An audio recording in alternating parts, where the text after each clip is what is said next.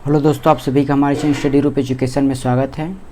तो चलिए video start करते हैं। इस टाइप के प्रश्न आपकी परीक्षा में पूछे जाते हैं, तो चलिए देखते हैं। सबसे पहला प्रश्न है, यहाँ पर एक गोले में दी गई संख्याएं हैं। सबसे पहला आपको इसका अंतर देखना होगा। 15 से 16 की ओर जाएंगे तो आपको 1 की वृद्धि होगी, फिर 16 से 18 में 2 की वृद्धि, अगले में आपका +3 है, उसके बाद अगला है आपका +4, तो अगला जो आएगा वो रहेगा +5। तो 25 में आपको 5 प्लस करना है तो आपको मिलेगा 30। तो इस प्रश्न का आंसर होगा आपका 30। अगला प्रश्न है, यहाँ पर यह अल्फ़ाबेट के रूप में दी गई है।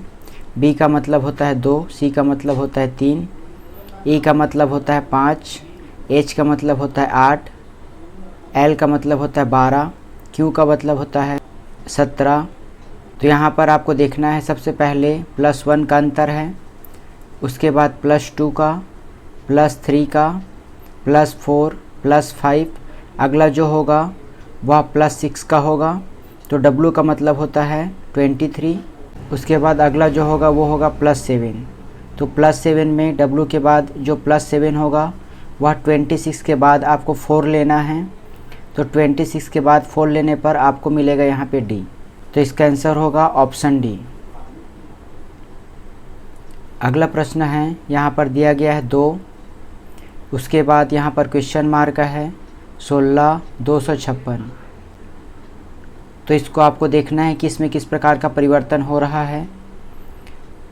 तो यहाँ पर 2 को 2 से गुणा करने पर आपको मिलेगा 4, फिर 4 को आपको 4 से गुणा करना है तो आपको मिलेगा 16। 16 से अगर 16 को करेंगे तो आपको मिलेगा 256।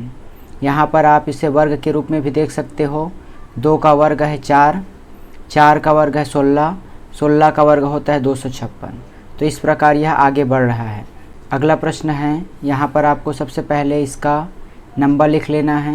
W का मतलब होता है 23, T का मतलब होता है 20, Q का मतलब होता है 17, N का मतलब होता है 14।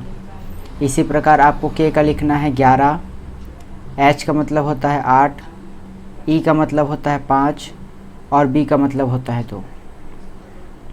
आपको इसके अंतर को देखना है। यहाँ पर अंतर है -3 का, फिर -3 का अंतर, फिर -3। इस प्रकार यह -3 कम हुआ है। यहाँ पर हमसे पूछा गया था कि K के बाद क्या आएगा, तो K का अर्थ होता है 11 और यहाँ पर 8 का अर्थ होगा आपका H। तो इस प्रकार आपको इसे सॉल्व करना है। अगला प्रश्न आपका दिया गया है अल्फ़ाबेट के रूप में, जिसे आपको सबसे पहले नंबर के रूप में लिखना है। तो A का मतलब होता है 1, D का मतलब होता है 4 और होता है 7, D का मतलब 4, I का मतलब 9 और N का मतलब होता है 14। I का मतलब होता है 9, P का मतलब होता है 16 और आपको फिर इसको ज्ञात करना है। तो यहाँ पर आप देखोगे तो ये अंतर जो है वह +3 का है, यहाँ पर फिर से अंतर +3 का है, यहाँ +5, यहाँ +5। उसी प्रकार जब आप 9 को 16 से करोगे तो आपको मिलेगा +7। तो यहाँ पर जब आप 16 में +7 करोगे तो आपको मिलेगा 23। तो 23 का अर्थ होता है W। तो इसका आंसर होगा ऑप्शन बी W। अगला प्रश्न है, यहाँ पर इन दोनों संख्याओं का गुणा करने से आपको ये मिलेगा, इन दोनों संख्याओं का गुणा करने से आपको ये मिलेगा। तो किस संख्या में 4 से गुणा करने पर 20 मिलता है, तो यहाँ पर आएगा आपका 5। 5 में 4 से गुणा करने पर आपको 20 मिलेगा। अगला प्रश्न दिया गया है, यहाँ पर 9 5 6 दिया है, 5 7 क्वेश्चन मार्क इस प्रकार दिया है। तो इन तीनों संख्याओं में आपको इन तीनों को सबसे पहले गुणा करना है। गुणा करने पर आपको मिलेगा 135। उसी प्रकार इन तीनों संख्याओं को गुणा करने पर आपको मिलेगा 140।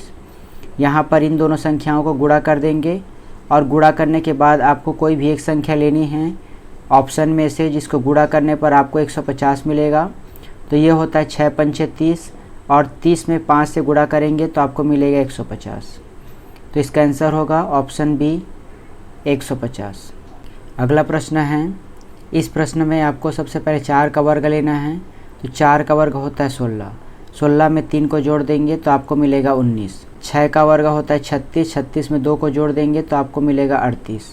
7 का वर्ग होता है 49 और 49 में 5 को जोड़ देंगे तो आपको मिलेगा यहाँ पर 54। तो इस प्रश्न का आंसर होगा ऑप्शन सी 54। इसी प्रकार आपको दिए गए प्रश्नों में लॉजिक को समझना होगा। यहाँ पर देखिए 4 का वर्ग होता है 16, 6 का वर्ग होता है 36, इन दोनों को जोड़ देंगे तो जोड़ने पर आपको मिलेगा 52। इसी प्रकार 9 का वर्ग होता है 81 और 2 का वर्ग होता है 4, जोड़ देंगे तो आपको 85 मिलेगा। उसी प्रकार आपको 14 का वर्ग लिखना है और 5 का वर्ग, इन दोनों को जोड़ने पर आपको आंसर मिल जाएगा। 14 का वर्ग होता है 196 और 5 का वर्ग होता है 25, इन दोनों को जोड़ने पर आपको मिलेगा 221। तो इसका सही आंसर होगा ऑप्शन ए। अगला प्रश्न है, यहाँ पर 21 दिया है और यहाँ पर 42 है और यहाँ पर 7 है। तो देखिए 7 को 3 से गुणा किए हैं तो 7 दिया होता है 21 और 21 को 2 से गुणा करेंगे तो आपको मिलेगा 42। 27 को 2 से गुणा किए हैं तो आपको मिलेगा 54। उसी प्रकार आपको बताना है किस संख्या में 2 से गुणा करने पर आपको 84 मिलेगा। तो इसका सही आंसर होगा ऑप्शन सी 42। 42 को डबल करने पर आपको मिलेगा 84। अगला प्रश्न में आपको देखना है 12वें प्रश्न में ए का अपोजिट होता है जेड, डी का अपोजिट होता है डब्लू, के का अपोजिट होता है पी। उसी प्रकार एच का अपोजिट आपको फाइंड करना है।